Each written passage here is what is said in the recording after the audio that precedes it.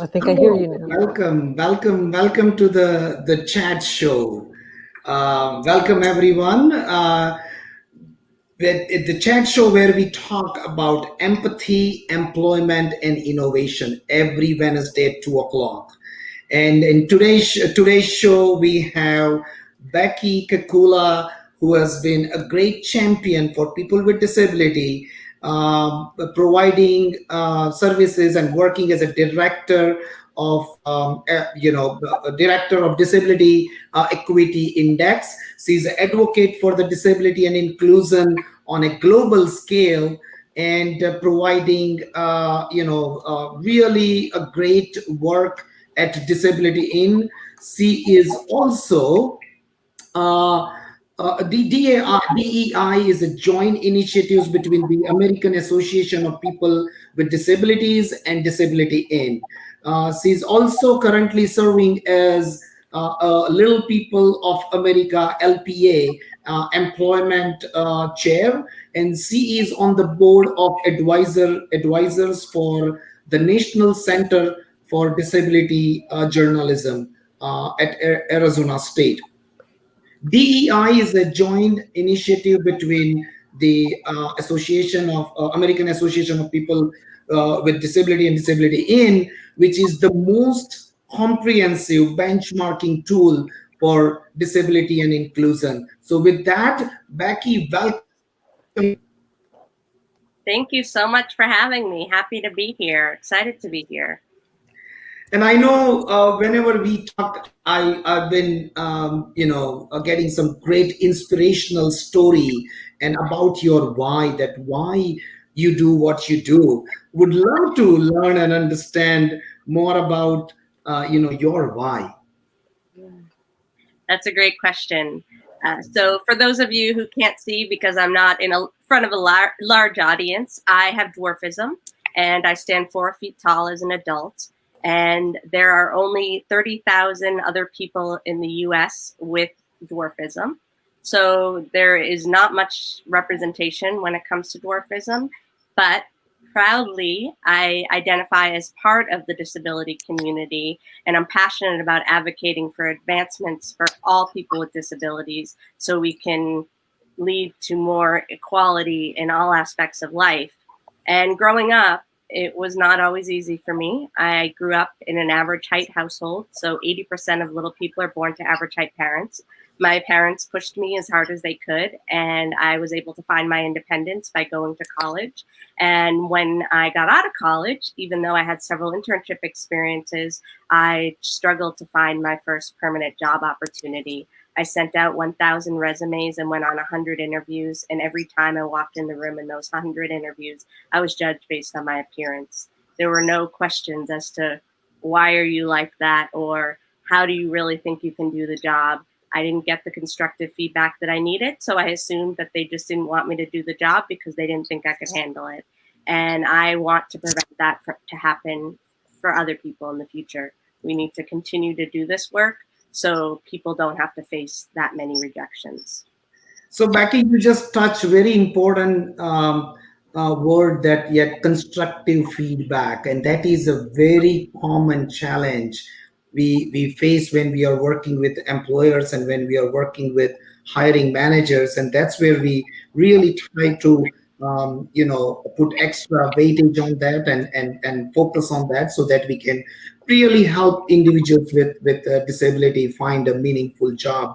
So with that, you are doing just amazing work at in working with the disability equality index.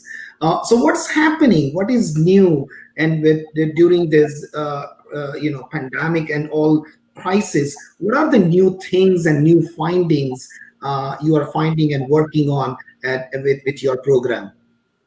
Well, you hit on a great point, kind of emphasizing the constructive feedback piece. There's some feedback I received in one of my more recent jobs, and the way that it was delivered to me was, in the future, try doing it this way. I think one of the biggest struggles with constructive feedback is people just don't know how to deliver the information without feeling like they're offending someone. And I think that also applies to disability etiquette. People are afraid to interact with the disability community because they're afraid of the terminology to use. Mm-hmm. And that kind of leads into the work with the Disability Equality Index, because we call it a carrot, not a stick.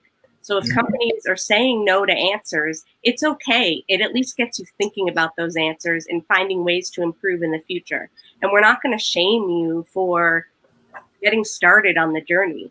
It's those companies that are afraid to take that first step that we really want to encourage to join us on this journey.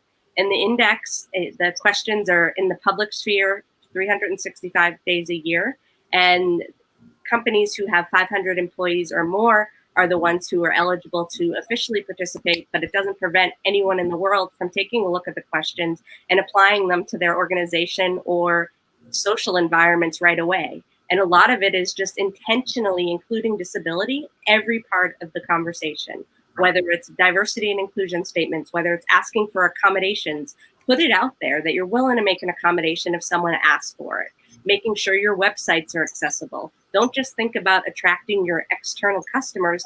Think about making sure that employees who may need access to accessible content can have that access internally. So think about these things all at the same time, but also identify those low-hanging fruit, things that may be a little bit easier to accomplish within the next year versus those that may be a longer-term goal.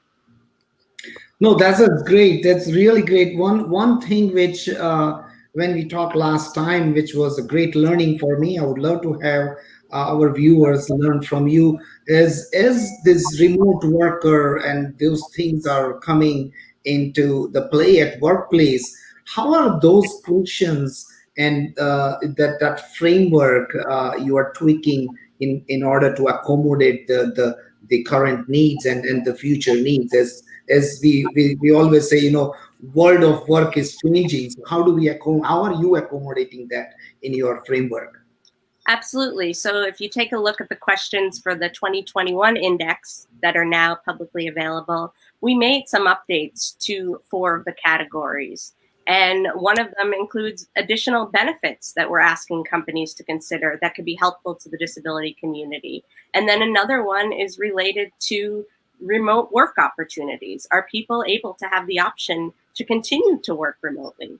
But we've also had the conversation of, we want people to have the option, but we don't want to prevent people from having the option of going back to the office physically once it's safe to do so, because we don't want to lose track of making sure that physical spaces remain accessible or get worked on to become more accessible. Yeah. So and sometimes when you go through some of these questions, that's how really I learned that when you go through these questions, it just makes you think. And in some cases, if the organizations are not doing this, this is an opportunity for organization and thought leaders to learn and understand how your framework can help them adopt some of the best practices, because this is very common question people they ask us that what are the best practices. So this is something I would highly recommend this questionnaire to go through and learn from that by answering some of the questions, because that just gives amazing framework and best practices. So thank you for doing that. And then with the Disability In website, we're constantly publishing public-facing resources that are based off of information that we collect from the DEI, because each category has a best practices section, which allows companies to share what they're doing outside of the box of what's asked in the questions. So we always want to hear from companies. And even if companies aren't engaged, we want to hear great practices, because not one company can do it alone to reduce that unemployment rate of people with disabilities. Yeah. Well, great. Thank you for doing such amazing work at Disability In. Just changing the gears a little bit, as we all know, last Sunday we celebrated 30th anniversary of ADA, and bringing change and access and inclusion, progressive inclusion at workplace. So how do you see the future for people with disability and your work? How it is really going to impact the workplace? I think we need to celebrate for a little bit the progress we've made, because the act definitely has prevented things, even in those interviews that I went through. Like, no one was going to say something if that was really the reason they didn't want me to work there. But there are just different things that have allowed for more access for people with disabilities. So thankful for the piece of legislation. But I think we need to think beyond of how can we do even better in the next 30 years and beyond to make sure that people with disabilities have access to all aspects of society. And we don't want people to continue to talk about us and try to solve it without us. We need to be part of the equation and be the problem solvers. So take, for example, when companies are looking to make their websites more accessible when it comes to internal facing sites, hire people who are using screen readers and able to be the solution. And I think we need to continue to share stories. We need more executives to share their story, relationship with disability, because it affects how companies act and how they prioritize the importance of disability inclusion. And it's the one category that anyone can fit into at any point in their life. So the numbers keep growing. Yeah, yeah, no, absolutely. So, talking about the stories, share with us any recent story or any story where you see, as you know, our theme of this show is talk about empathy, employment, and innovation. So, anything connected to this, where you have seen some amazing story or incidents related to our theme. Recently at the Disability in Virtual Conference, some of the most powerful content was showing relationships between our Next Gen Leader Mentorship Program, people who are STEM, finance, or business majors in college or recent graduates, and our employee partners who are there willing to share their story and mentor these students and offer them the constructive feedback they need to grow. And another piece just from the conference was someone's feedback on Twitter when they said there's something that happens when a panelist shares their relationship to disability. Most likely it may be an invisible disability because we didn't know that they had a connection previous to when they announce it. And you just start to feel like, oh, they get it. I can trust them a little bit more now because they're willing to talk about their disability. I'm willing to talk about mine. Let's build on this. And I think it's those moments when you wonder what sparked someone's interest, what's someone's why when they start working in this space. And then it just clicks and it becomes so much more organic and powerful. And that's why we encourage people to continue to share their stories, relationships to disability, because you never know who it's going to impact. People want to see people like them coming forward and sharing their story. As you mentioned, right, that comfort is so important, and that comfort comes from that trust. And when you share your story, that's what really makes people comfortable. And I call this it's an empathetic approach, right? So when you talk to someone in an empathetic way, that's what you are creating. You are creating that inclusive culture. You are giving that comfort. So that's one of the things which I really love about your mentorship program. Last year when I participated, this year also participated, but last year I had a great success story. Someone whom I mentored, we established a goal for 3 months, and at the end of the third month, he was able to get really meaningful job at General Motors. So that was that's a great feelings, and that's little bit of efforts. It's not a lot of efforts. And when you make the other person comfortable, help them build that confidence. That's a beautiful thing. We have few, maybe one more minute, 30 seconds left. If you can share your last thought, what would you like to convey to our audience from today's segment? Absolutely. Another piece just on the empathy was when I started doing public speaking, I signed up for Toastmasters, which is a way for you to improve your public speaking skills. And sometimes someone who is just trying to socialize in everyday life signs up, and sometimes a future professional speaker may sign up. And there was this one lady in the session, and she was afraid to even talk to the person next to her when she came into the first meeting. And then watching over the course of time, her building up confidence and being able to give a presentation in front of the whole group was powerful. So I think the biggest piece is don't think that you can't do something, know that you have the support if you just ask for help, and try to learn from others. Ask questions of people with disabilities rather than assuming they can't accomplish things, because a lot more people have amazing stories to share. And there are so many ways that we can connect on deeper levels if we share our human stories first. Even like in interviews, if in those interviews they asked me, "How are you doing today?" and we had a little dialogue for 5-10 minutes and then dived into the questions, like it would have been a much different dynamic. You really need to attend the public speaking course. I don't think so.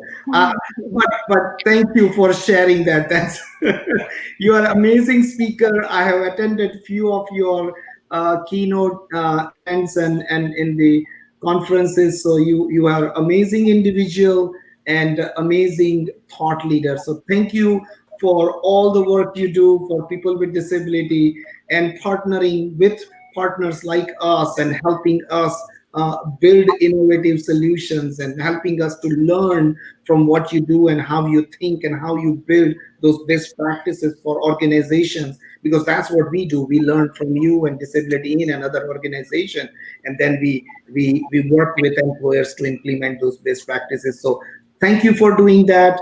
And we value our partnership with you very much. So thank you for that too. Yes, and we appreciate as a disability-owned DOBE business all the mentorship and some great work you do to help the organization like Rangam to grow and sustain and grow. And that's another piece. Don't be afraid to start your own thing if you're facing rejections when it comes to the traditional career path that you may have originally imagined. Go out there, create your own business, get certified by Disability In, and you'll go far. So thank you again for really promoting entrepreneurship. Again, this is another work you what you do. So again, thank you everyone for your time. Thank you for joining. Thank you Zole for doing a wonderful job and interpreting our show and our conversation. We will see you next week, same time, same place, 2 o'clock EST, and talk more about empathy, employment, and innovation. Thank you, everyone. Thank you.